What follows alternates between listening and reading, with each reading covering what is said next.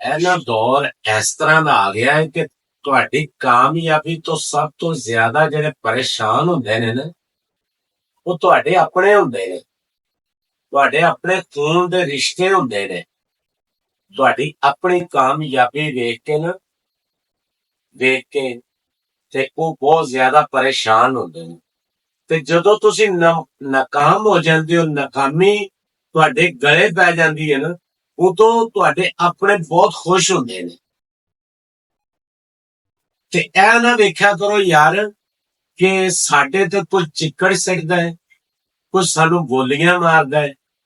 ਇੱਥੇ ਇੱਕ ਛੋਟੀ ਜਿਹੀ ਮਿਸਾਲ ਦੇ, ਬੰਦੇ ਤੇ ਕੋਈ ਮਾੜਾ ਵਕਤ ਆ ਜਾਵੇ ਨਾ, ਮਾੜਾ ਵਕਤ, ਤੇ ਉਦੋਂ ਸ਼ਰੀਕ ਰਿਸ਼ਤੇਦਾਰ ਜਿਨ੍ਹਾਂ ਨੇ ਤੁਹਾਡੇ ਸਿਰ ਤੇ ਤੁਹਾਡੇ ਮੋਢੇ ਨਾਲ ਮੋਢਾ ਲਾ ਕੇ ਖੜੇ ਹੋਣਾ ਹੁੰਦਾ ਨਾ, ਉਦੋਂ ਤੁਹਾਨੂੰ ਬੋਲੀਆਂ ਮਾਰਦੇ ਨੇ, ਉਦੋਂ ਤੁਹਾਡੇ ਤੋਂ ਨਫ਼ਰਤ ਕਰਦੇ ਨੇ, ਤੁਹਾਡੇ ਤੇ ਚਿੱਕੜ ਅਛਾਲਦੇ ਨੇ। ਤੇ ਇਹ ਨਾ ਸੋਚਿਆ ਕਰੋ ਕਿ ਸਾਡੇ ਤੋਂ ਫਲਾਂ ਬੰਦੇ ਨੇ ਨਫ਼ਰਤ ਕੀਤੀ ਸੀ, ਫਲਾਂ ਬੰਦੇ ਨੇ ਚਿੱਕੜ ਛਾਲਿਆ ਸੀ। ਤੁਸੀਂ ਇਹ ਗੱਲਾਂ ਦਾ ਬੋਲ ਕੇ ਕਦੀ ਵੀ ਜਵਾਬ ਨਾ ਦਿਆ ਕਰੋ, ਉਹ ਗੱਲਾਂ ਸੁਣ ਲਿਆ ਕਰੋ।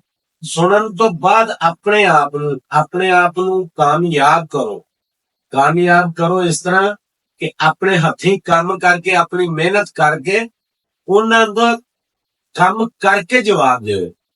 ਜ਼ਬਾਨ ਨਾਲ ਜਵਾਬ ਨਾ ਦਿਓ, ਗੱਲ ਨਾਲ ਜਵਾਬ ਨਾ ਦਿਓ। ਉਹਨਾਂ ਦੀਆਂ ਗੱਲਾਂ ਦਾ ਤੁਸੀਂ ਆਪਣੇ ਆਪ ਨੂੰ ਕਾਮਯਾਬ ਕਰਕੇ ਨਾ ਫਿਰ ਜਵਾਬ ਦਿਓ। ਇਸ ਤਰ੍ਹਾਂ ਦੇ ਬੰਦੇ ਵੀ ਦੇਖੇ ਨੇ ਕਿ ਜਿਹੜੇ ਇੱਕ ਬੰਦੇ ਤੇ ਮਾੜਾ ਵਕਤ ਆ ਜਾਵੇ ਨਾ, ਤੇ ਉਹਦੇ ਤੋਂ ਨਫ਼ਰਤ ਕਰਨ ਲੱਗ ਪੈਂਦੇ ਨੇ।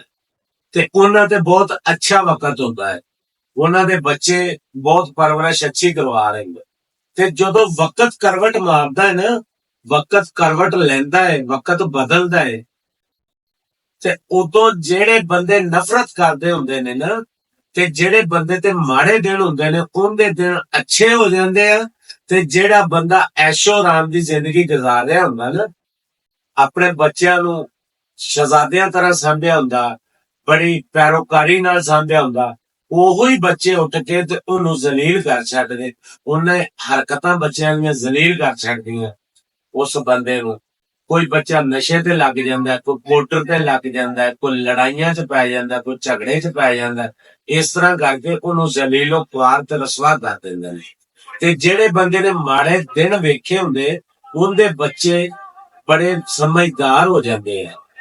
ਉਹ ਆਪਣੇ ਹਰ ਕਦਮ ਨੂੰ ਬੜਾ ਸਮਝ ਕੇ ਜਿਹੜਾ ਨਾ ਕਦਮ ਸੰਭਾਲ ਕੇ ਰੱਖਦੇ ਆ ਕਿ ਸਾਡਾ ਇਸ ਕਦਮ ਤੇ ਨੁਕਸਾਨ ਨਾ ਹੋਵੇ, ਸਾਡਾ ਇਸ ਕਦਮ ਤੇ ਨੁਕਸਾਨ ਨਾ ਹੋਵੇ।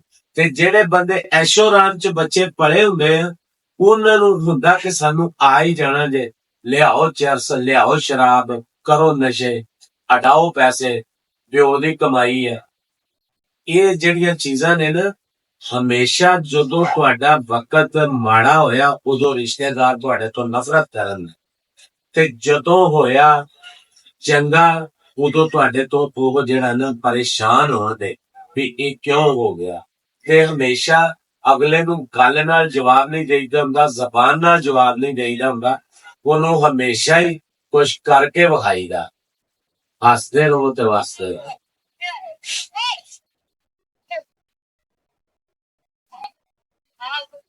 ਸਾਜੀ